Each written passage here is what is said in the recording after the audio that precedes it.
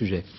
La santé encore, avec une première en France en matière de procréation assistée, la naissance d'un bébé par maturation in vitro. C'est le nom de cette technique. Elle s'adresse aux femmes victimes de troubles hormonaux et pour lesquelles la fécondation in vitro est particulièrement pénible. Nathalie Sapena, Frédéric Pasquette. C'était il y a 21 ans, la naissance d'Amandine, premier bébé éprouvette.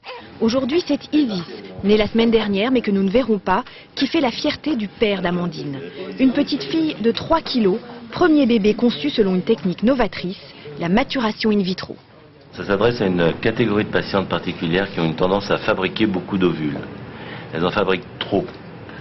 Ce qui pose un problème parce qu'elles en fabriquent trop, donc elles n'arrivent pas à bien ovuler. Pour ces femmes, la FIV classique représente un risque. Les piqûres d'hormones qui pendant 2 semaines accélèrent l'ovulation et peuvent provoquer des kystes. Avec la maturation in vitro, cette étape est court-circuitée. L'ovocyte est prélevé au début du cycle et mûri dans une éprouvette pendant 48 heures.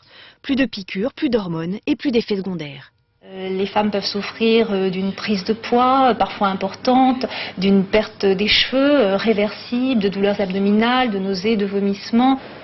Cette technique est déjà pratiquée dans plusieurs pays, notamment en Australie et au Canada.